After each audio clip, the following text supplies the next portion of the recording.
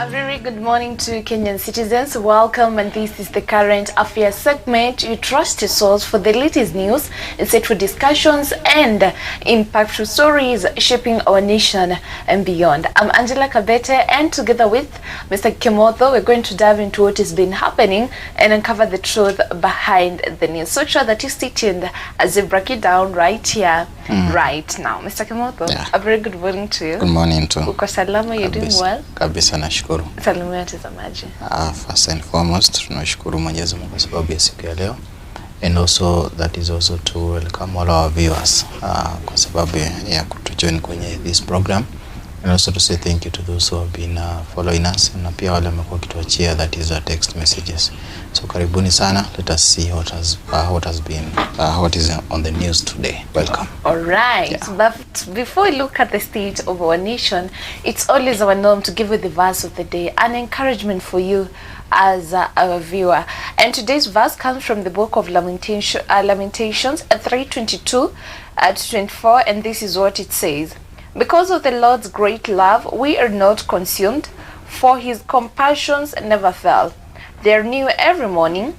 Great is your faithfulness. I say to myself, the Lord is my portion. Therefore, I'll wait for him. So verse 22 inaanza kwa kusema, because of the Lord's great love, we are not consumed. And this is Jeremiah, because despite witnessing the immense destruction and pain that was happening at that time, he still acknowledges God's mercy. He still acknowledges God's love. And they say that because of God's mercy, that's why the people are still alive. So even you this morning, because of God's mercy, because of God's love, that's why umeamka asubuhi, that's why you have the energy, that's why you are strong. It's because of God's mercy. Even when it feels a difficult moment, it's because of God's mercy. And the one anatusaidia kuvuka from this place to the other place. And then 23 says that they are new every morning, and great is the faithfulness. Great is your faithfulness. It means that every new day brings fresh mercies each and every day. The mercies are renewed kila asubuhi. So it means that yesterday's failures, yesterday's disappointments, yesterday's pain do not exhaust God's love, do not exhaust God's compassion towards us as Christians and as believers. It means that God's mercy, God's love is constant and dependable and reliable, kwamba unaweza mwendea any time of the day, any hour and feel you need to talk to God, you can access him. And then 24 inamalizia kwa kusema, the Lord is my portion, therefore I'll wait for him. When you say that something is your portion, you say God is your portion, it means that he is enough. It means that you're satisfied. And it means that hapa Jeremiah alikuwa na choose to place his hope in God rather than the circumstances that were changing each and every day. Despite the pain, despite the difficult seasons, but alisema that the Lord is my portion, because God is faithful each and every day. As long as you wait for him patiently, as long as you trust in him, God is faithful. What's your take on this verse, Mr. Kimotho? God's mercy is renewed each and every day, because we survive all. We're here because of the mercies of God, and because of his grace. So this verse inatuonyesha kwamba those mercies, the love, they are renewed each and every day. So every day, every person has an opportunity. Every person have that chance for that is for reconnection. And after now the death and that is the rise of Jesus Christ, we are given that privilege because the Holy Spirit now lives in us. So this verse encourages us and reminds us that it is that love, that mercy, it is renewed every day. And actually we also have a portion that we have been granted before God. All right, and that is the verse of the day. Now let's look at the state of our nation and what has been happening, because each and every day there are new stories, and it is our responsibility to making sure that you as a Kenyan citizen out there, you stay updated of what is happening. You can't forget that to make sure that we'll be having, that is the Ladies of Nobility Conference that will be happening here at Mizpah Center this August. That is from the the 17th of August to the 21st of August 2026. Make sure that you purpose to attend, because it's going to be powerful, and I know God has installed something for you. And on what has been happening today using that is the standard. So let's start with what you have there. So on that is a standard newspaper. Ukiangalia hapa on the front page ambayo that is wameweza kuiweka hapa, na remember also bado tunazidi kualika that is all the ladies the conference ambayo tuko nayo from 17 to 22nd, and actually niliona that is more preparations. Tuliona watu wengi wame that is wamejipanga pia za kukuja, and it's good to tell that is all the ladies that this conference is free, and for those who ambao wangetaka accommodation, there is a number on the screen ambayo pia wanaweza that is uliza pale, wanaweza piga, na pia even to our email wanaweza that is connect kwa wale ambao wangetaka kuboard, but the meeting is free. So that now they can come and be impacted. All right. I hope pia that is wale wakubwa wataangalia, tuone kama kutakuwa na amen. Yeah, tuone pengine siku moja. Lakini hata nyinyi invited. Mnaweza kuja mtupe moral support. Yes. Yeah. Thank you so much. Now let's look at what has been happening. So kwa magazeti, all right, kuna title ambayo iko hapa kwa gazeti la Standard. Imeandikwa Degrees of Debt. And it is that is inakuwa compacted na the issue of the funding model. Okay. Yeah, the university model ambayo that is imekuwa ikileta a lot of criticism. Remember that is I think in hii week pia tuko tumesoma haya masuala, na tukaona ya kwamba walikuwa nasema imekuwa ni kama trial and error on some certain that is the regulations ama certain moves ambazo the government wamekuwa konayo. Remember that this funding model kuna vile ambavyo ilikuwa pale, then the president yeye mwenyewe akasema now this model itakuwa that is free, then sasa imefika mahali sasa imekuwa sasa ni loan. Na nikiangalia hapa wanasema that is for example 4.2 million amount of a debt medical student could graduate with, that is and sasa itakuwa ni upkeep, that is a loan, and further increases that is to total independency ambayo itakuwa iko pale. So this is just one of the scenario, one of the example ambayo iko pale. Nikiangalia pia hapa wamefanya that is breakdown. Undergraduate that is a scholarship scrapped, university education funded mainly through that is a loan. Access that is at risk, fear of debt may detect that is deter poor students. Equity in higher education could that is a decline. So 12% new help interest rates, an increase from 8%, that is from 4 kena 8 sasa imefika 12%. Now ukiongea pia that is wakati the board ilikutana na some that is members of parliament walikuwa na explain, walikuwa nasema that is immediate that is the student amegraduate na amepata kazi, immediately pale anafaa sasa yule ambaye amemwajiri anafaa anze kufanya those deductions. Now remember pia hapo wanasema 5 years graduates take to find that work. 7% of graduates who secure jobs within the first year. So ukiangalia bado the margin bado haitali, na bado itakuwa na changamoto ambazo zitakuwa ziko pale. Remember that this funding model and I don't know why the members of parliament are not coming out to protect it. Wengi wao 80% wamesaidiwa na help model ambayo ilikuwa iko pale. Na tujui kama pia kama wao wamelipa, because kama hao hawafai kutuambia kwamba that is hawana kazi ambao wamepata pale, because most of them na tukienda kwa record tunajua ya kwamba walifaidika na hii help, na kama wangekuwa pia nao wanalipa ingekuweza kusaidia watu wale wengine ambao pia wanahitaji that is this assistance ambayo iko pale. So the loan will also include money for upkeep, effectively reviving the boom era model, where students received government loans to cater for both tuition and living expenses. Analysis shows that students pursuing longer and more expensive courses will be hardest hit by the model, with their debt burden expected that is to rise. So this is something that needs to be really addressed, because you can imagine that student amekuwa kiperform vizuri, that is from the primary level, ametoka pale ameingia that is now to the secondary level, amejitolea zaidi, ameperform, sasa amefika now ku attain now that is the higher level of education pale, sasa ameingia pale.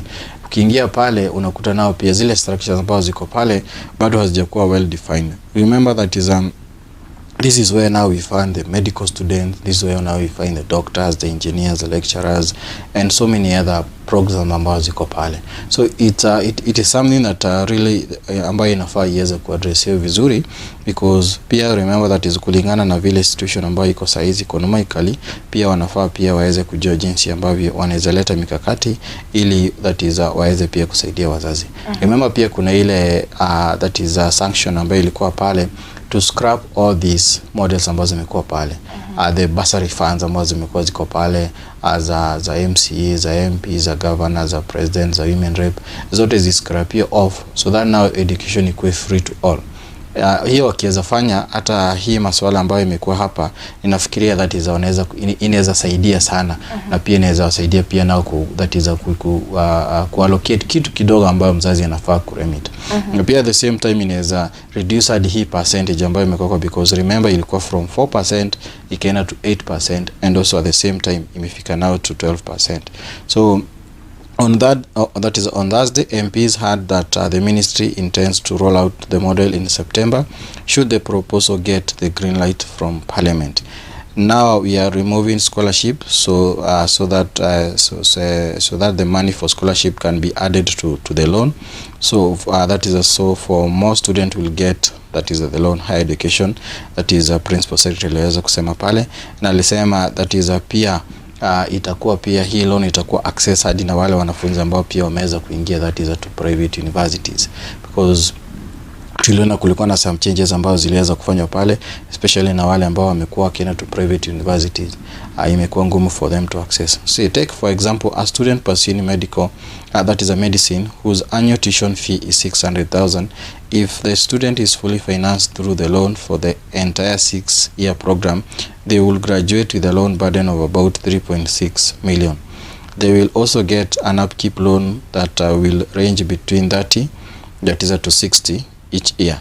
If the medicine that is a student above gets 30,000 each year as an upkeep fee, then it means they will get 180 after that is the years in university pale. So this means that by the time the student graduate, they will have received that is a 3.7 that is 8 million loan to finance that is the education. With a 12% loan interest, the student will now be charged an extra 453 that is 1,600. This means the student will now be required to settle a student loan of 4.233,600 million, which they are expected to start paying 1 year after completing university. So you're expected to pay that 1 year after, not even after getting an employment. That is kulingana na vile ambavyo hii statement imeweza kusema. So under the old different that is the model ambayo ilikuwa pale, the DUC model, student admitted to public universities benefited from government grants that made up to 80% of this that is the tuition cost, with families and help covering the remaining that is the amount. So the system was later replaced by the student-centered funding model, where every student received a combination of scholarship and loans depending on their level of financial that is a need. So students from the poorest household receive the largest scholarship, reducing the amount they would eventually repay after that is a graduation. So MPs on that day raised concerns about the viability of the new model and the burden it will pose to the needy family. So CIMP, one of the MP that is a Christine ambaye alisema question the repayment plan given the mismatch between graduation and the period a student secures meaningful employment. So pia hapo naona pia that is huyo MP pia ameongezea kitu inaitwa meaningful employment, not just employment. So the proposed funding model sounds very nice, very good and welcome. Our concern is on the sustainability. Many graduates take a number of years before securing employment, and we do not even have a structured way of tracking those who get jobs, especially those in the informal sectors. So how do we guarantee sustainability? that is what now she was able now to ask. So those are some of the questions that are raising concerning now this the funding model, because ukiangalia inaonekana ni kama ni trial and error, because wakati ilianza ilisemekana hivi, then president akasema itakuwa that is a free to all, then sasa tena imechange, tena imekuwa ni loan. Because kama wangeanza nao wakisema ni loan, watu wangekuwa wameshaanza kujipanga na ingekuwa already ishajulikana. Then you remember kama saizi try now to come up with new structures, especially now wakati tunaelekea the election. Pia inaonekana ya kwamba itakuwa na msukumo ambao utakuwa uko pale, because anasema the funding model itaanza on September. Remember that is on if they start on September, before another year pia ends of next year September, tutakuwa na that is another formation of government ambayo itakuwa iko pale. So sustainability pia na hii itakuwa pia iko na challenges ambazo zitakuwa that is ziko pale, but at a glance hivyo ndio ninaona hapa gazeti imeweza kuangazia, na hivyo ndio tunakaa chini tukiangalia na tukiona we don't know kama pia maybe the president pia atakama up with another solution concerning the same, but right now hii mswada sasa itafika pale bungeni. It is now upon now the members of parliament to remember the assistance that they were given by the help system in the old system, because wengi walipitia pale.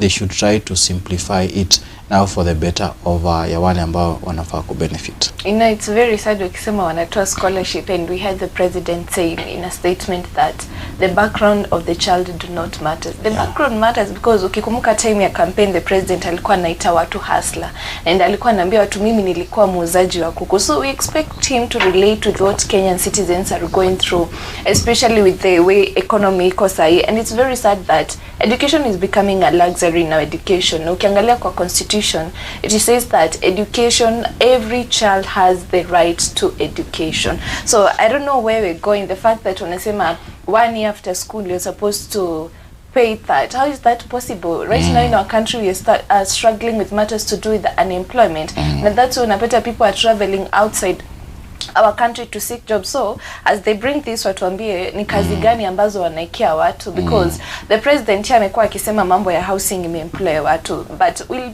the housing projects be enough to sustain these people so that they can be able to pay the debt? So these are things that really need to be checked out, and pia wananchi watuambie what do you think about this. Are you okay with it? You know, do you have something to say about it? Talk to us on 0799 100.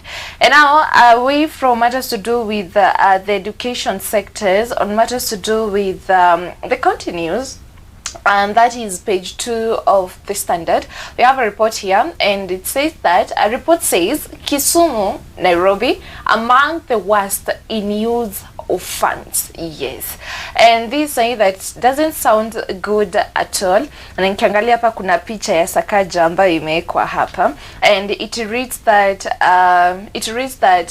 yeah, report says Kisumu, Nairobi among the worst in use of funds. And you know, every year Kenya Office of the Control of Budget, that is the COB, reviews how counties spend the money that are allocated to them. And what we expect is that the constitution requires every county government to use public funds responsibly, kwa sababu hii ni pesa ambayo mwananchi amelipa tax na ndio imewafikia. And also number 2, to prioritize development projects that benefit citizens. And thirdly, to keep administrative and recurrent spending under control. However, over many years, we have seen that these counties, especially Nairobi, they have been accused of spending too much on salaries, excessive travel and allowances, purchasing expensive vehicles. Na tunauliza ni pesa ya kina nani inatumika? Holding unnecessary meetings. Usisahau, as they hold these unnecessary meetings, wanalipwa sitting allowance, spending less on development projects. So the Control of Budget publishes report to measure how counties are performing. And according to this report that we have here, Kisumu and Nairobi are among counties that performed poorly in prudent use of public funds. And there's something that is very interesting here, because it reads that, this is what it reads: 12 counties score D overall, while 7 get A on development spending. So, ambao walipata D, now ambao walipata A. What's the difference? Because the disbursement of the funds is equal. equal, timing inakuanga equal. So what is not happening? Probably they should come out and explain. And the counties ambazo zilipata D, Nairobi being among them, they scored poorly because of high recurrent expenditure, low development spending. And you say there is low development spending, it means that less funds are going to development projects like infrastructure, health, education, etc. Weak budget implementation, poor financial management. This is quite a challenge. And now the report indicates that some counties are using large portions of their budgets to run government operations instead of investing in projects that directly improves the citizens' lives. So this is something that needs to be addressed. Actually, it's a call to action, especially about the two counties, that is Kisumu and Nairobi. Nairobi being the capital city, to expect that each and every time kuna development. So if that is not happening, what should we expect? And the counties that scored A, I think Kisumu and Nairobi wanafaa ende wafanye benchmarking huko. They performed better because they controlled spending, invested more in development, and managed public resources efficiently. And then at a glance, there's something that has been highlighted here. That is 200.1%, the rate in which Turkana County allocated revenue in the year 2024-2025, doubling its target. Imagine Turkana inashinda Nairobi. You know, this is something that is very funny, and I think there's something that needs to be done about it, because this is going to bring a greater impact on the Kenyan citizens, or on the citizens in that counties, in those counties, because when talk about that is citizens what are suffer because of fewer development projects, poor roads, delayed water projects, poor health facilities, ambayo inafanya kukwena, that is slowed economic growth. But when it comes to the county government, in increased scrutiny with the from the parliament, pressure from the controller of budget, and also possible audits and a call for better accountability. And you know, at the end of the day, the Kenyan citizen akiwa pale nje, he or she wants to feel their taxes are producing value. And now if the money is spent on administration rather than that is on public services, where are we heading as a country when you talk about economic development? Yeah. Those are some of the ingredients ambazo zilikuwa pale, na ninaona hapa pia at the same time pia kuna reports reveal devolution progress and gaps governors should cover. Yeah, some of the gaps ambazo pia the county government wanafaa waweze kuzicover on production of the agricultural items ambazo pia naona zimelistiwa hapa, na pia ECDs, na pia at the same time pia ninaona hapa the council of governors. Pia kujua kumekuwa na strike ya nurses ambao wamekuwa ki-strike, na the governor have warned that counties will take action against striking health workers. The Council of Governors chairman, that is Ahmed Abdullah, yesterday said the ongoing nurses strike was illegal, adding the negotiation for a new collective bargaining agreement CBA were already ongoing. So ukiangalia pia haya ni masuala ambayo yamekuwa ki-affect the air kizungumzio. Some of these development ambazo zimekuwa ziko pale, na some of these gradings ambayo imekuwa ikifanyika pale, ni baadhi ya masuala ambayo yamekuwa kizungumziwa, and how the county is spending that is their money. So now away now from the county governments, tuko na ile masuala naona hapa bado imerudia kwa gazeti, that is the last standard, and it is something that is very interesting because for a very long time, and for that is those people who work and who give that is information, who have been used by that is the structured way of a government. They have been used by the chiefs, they have been used anytime wakati kuna issue unakuta wanaitwa pale the village elders. So nikiangalia hapa gazeti nasema Ruto boost capacity of village elders as 2027 election that is beacon. Now the elders ensure that the government is appraised of what goes on from a family unit. They have been used by the government to communicate in policies and mobilize the voters, that is a registration. So the latest move by the president to onboard more than 106 1,000 village elders into the national government administration system a year to the general election has been widely interpreted as a campaign that is a strategy, because that is remember that is from that is 2022 that is September when this government walipatia uongozi. This is the time that pia now the village elders that is pia wameweza kukumbukwa. Kulikuwa na hii motion ambayo pia ilikuwa imeletwa kitambo that is in some financial year pale, ikaweza pia nafikiria imekuwa ikizungumziwa. So finally that is this motion pia nayo iliweza kupita, na sasa tumeona ya kwamba sasa hawa that is the village elders ambao pia wamekuwa kihusikana na mambo ya nyumba 10 sasa wameweza kukumbukwa. So the village elders who work hand in hand with some of that is 210,000 nyumba 10 community policing clusters across the country, as well as the grassroots peace committees, ensure that the government is appraised of what goes on that is from the family unit. So the elders have been used by the government to communicate government policies, mobilize communities, that is in case kukuwa na vaccination program, kukiwa na watu pia wakati tuliona wa population na census, tuliona hao ndio walikuwa wanatumika kwa sababu wanajua zile household ambazo ziko within the area, na pia wakati wa voter registration pia tuliona that is wakiweza kuhusika pale. So na tuliona that is the village elders pia walisemekana that is the president alisema kwamba pia watakuwa wakipata stipend ambao watakuwa wakipata pale of that is the 3,000 that is a Kenya shillings ambayo watakuwa wakipata pale just for what they have been doing. Furthermore, the president announced that the village elders will be received pia kumbuka pia walikuwa the president alisema pia watapata smartphone to improve communication.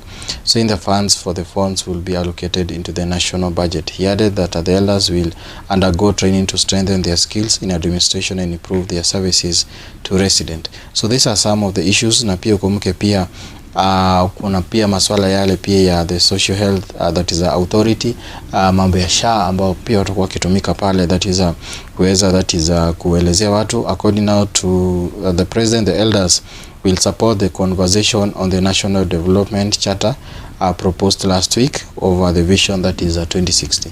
So ukiangalia this as just some of the clustered ways of that is make sure the government trying to make sure that the information inakuwa that is inafikia watu wote at all cost, at all time. Tumekuwa tukiona that is kumekuwa na zile visits ambazo zimekuwa zikiwa pale that is to the state house, na sasa finally how the village elders tuliona wakiwa pale. So the conversation, the president explained, cannot be that is for the government alone, but for all sections of a society. As the president said that the chiefs will also receive 50,000 annually, while their assistant will receive 30,000 in their favor to facilitate their functions. So remember that is kumekuwa pia na haya masuala ambayo yamekuwa pale, unakuta that is wale ma chief na assistant wao most of the time kuna hao ndio wanahusikana na mambo mengi ambayo yana affect directly that is most of the issues ambazo zinaendelea pale. Unakuta pengine kuna straining issues ambazo ziko pale. So ukiangalia hapa sasa watakuwa wanapata that is kwa sababu ya kufacilitate some of their functions. Hapa ndio unaona sasa kuna ile the annual budget ambayo imekuwa allocated hapa over 50,000 to the chiefs and also 30,000 that is kwa pia wale assistant chiefs. So this is amid of the improvement na pia the framework that is a strategy ambayo the government is doing, but for a very long time the village elders finally kuna kitu ambacho kitakuwa kikifanyika pale, and we are hoping that this system haitakuwa pia ni ya any government, because our village elders wamekuwa pale in any formation of government, wamekuwa pale that is from wengine from Kenyatta's time, wengine from Moi's time, Kibaki's time, that is Uhuru's time pia wamekuwa wako pale. So we are hoping that this formula na pia itaweza that is kuenea zaidi, na pia ile pia mambo yao ya insurance ambayo pia ilisemekana ambayo inafaa pia ishughulikiwe itakuwa mzuri, because kuna risk mingi sana ambao huwa wanafanya, but wale ambao wana get the credit ni wale ambao wanaonekana pale, wale wakubwa wao ambao wanapeana information, but wale ambao wanafanya that is ile kazi mingi sana ni hawa village elders ambao wako pale. So it is a good move, but we are really hoping that the sustainability that should be actually be intensified. Na pia sasa kuna pia wale tena isionekane kuna wengine ambao wameingia na kuna wale ambao wamekuwa wako pale, wache ikuwe ni wale ambao wanajulikana, tena isikwe pia kutakuwa na discrimination ya wale ambao wataingia kwa sisi, kwa sababu unajua wakati sasa hizi watu wamesikia kuna kitu, sasa kuna watu wengi sasa wataanza kujitokeza wakisema hao ndio wamekuwa na ufuasi sana, na pengine kuna wale ambao wamekuwa kitumika. Then at the same time the issue to do with the village elders, they should not actually be the wale elders, the old so much. Wanafaa pia wafanye the balancing over pia the tunaweza ita the youthfulness ambao wako pale in order now to be able now to carry out. So those are some of the things ambao ninaona gazeti imeongelea kuhusu the village elders. All right.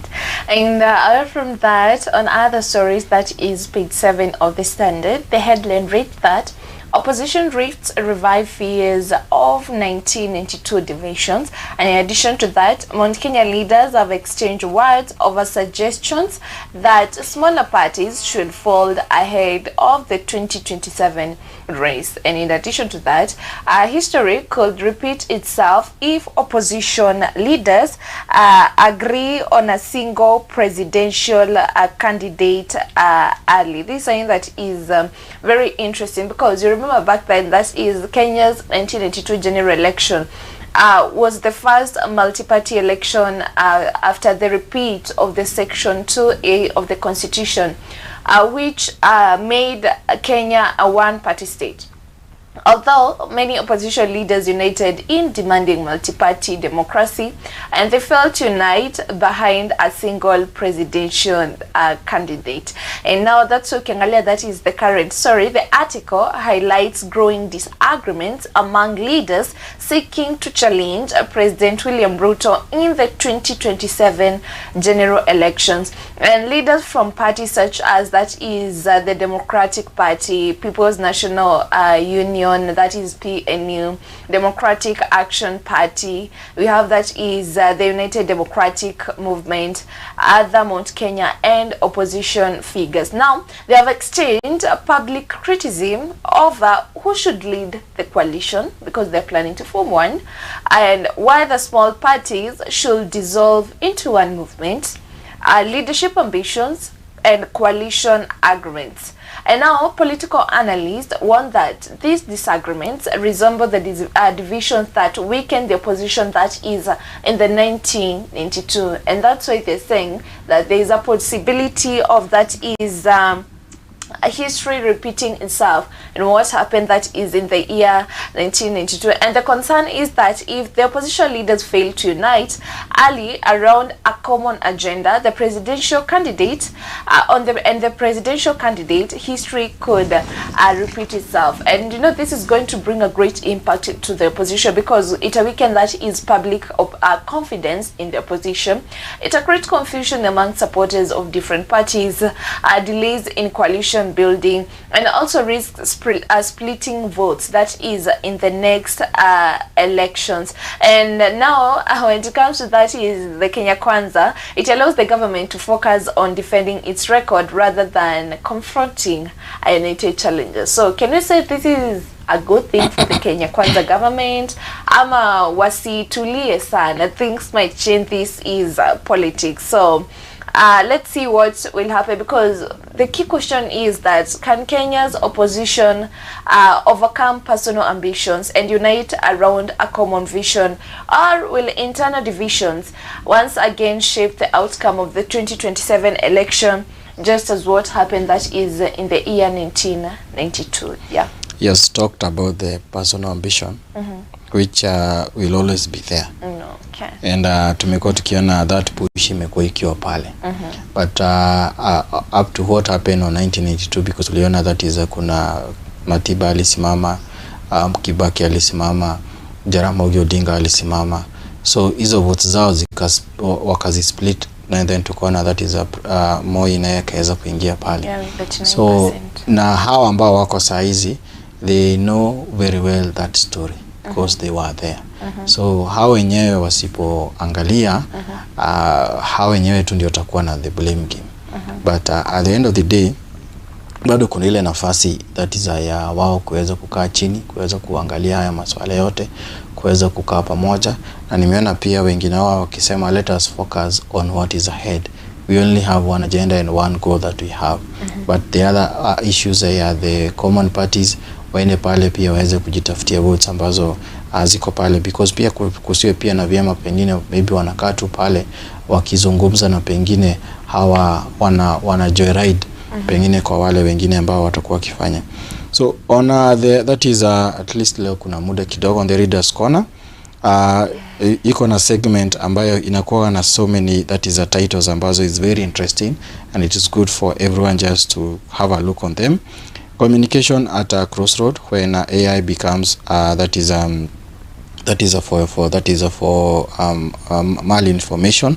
That is just sasa kuna AI inatumika sana saizi, and kuna wale ambao wanaitumia na njia mzuri, kuna wale pia ambao wanaitumia na njia ambayo haifai, na ukishagundua jinsi ambavyo inaweza kusaidia, it's going out to help you so much on the improvement of any other organization. Pia kuna integrity must that is a power that is the Kenyans, that is a leadership engine, because hii ni kitu ambayo tumekuwa tukiona ikikosa sana in certain institutions, especially wakati tunaona kuna masuala ya corruption, tunaona kuna masuala ya extrajudicial killings, kuna masuala pia ya that is a incitement. So na pia kuna mambo mengi sana ambayo tunayaangazia. That is pia kuna hapo anasema reckless word threatens hope for peaceful polls, kulingana na that is one of the person ameandika the article pia pale ya that is from the IEBC. Pia kuna mwingine pia kuna pia another article ambayo ameandika hapa ya planning, why vision 2030 is a Kenya's development dream that is a deferred. So pia naye pia meza that is kuangazia, because sasa tumeanza kushift that is from the vision 2030 now up to the vision that is 2060 ambayo sasa tumekuwa tukiona inakuwa that is frontiered na baadhi ya masuala mengine. So these are some of the subtopics ambazo ninaona zimeangaziwa hapa, and is always good that is to get more information concerning what is happening. Yes. All right. And I guess that is what we had to check out today on what has been happening, right? Yes. You have something to tell the viewers as we wind up? So mine is just to say thank you to all our viewers kwa vile wamekuwa pamoja na sisi na kuwatakia siku njema yenye baraka. Thank you. Yeah, and also to remind them that we'll be having that is the Ladies of Nobility Conference 2026 that will be happening here at Mizpah Press Center. That is this August, ni huu mwezi, and it will be happening that is from the 17th of August to the 21st of August 2026, and you have great servants of God, including that is our host, that is Reverend Dr. Margaret Karanja, and then we'll be having that is Prophetess Winnie Andrew, tutakuwa na Bishop Dr. Margaret Wangari, wote watakuwa pale, and I know it's going to be a powerful time, a powerful season for ladies to gather in the presence of God. Make sure that you purpose to attend, because trust me, each and every time that you purpose to attend or you be in the presence of God, you create your time to be in the presence of God, there is something that God has installed for you. Hawezi kuja na utoke jinsi ulivyokuja. There is something that God has for you. So as ladies, let's purpose to attend, let's get empowered, and let's gather, because I know our lives are going to be transformed, our situations itabadilika. Yeah, and I know God has installed more and more for us. So make sure that you purpose to attend, share that information on social media handles with friends and family. Tell people we're having that is the Ladies of Nobility. And kwa sababu tunasema mapema ndio best, and your purpose to be here for the whole of the week. For accommodation purposes, please make sure that you get to talk to us. That is on 07-277-66553. Well, thank you so much for tuning in for this segment that is the current affairs. We're always here each and every morning to making sure that you as a Kenyan citizen out there, you stay updated of what is happening that is in our country and beyond. We are going for a short break, then we'll be right back with Beyond the Headlines. Stay tuned.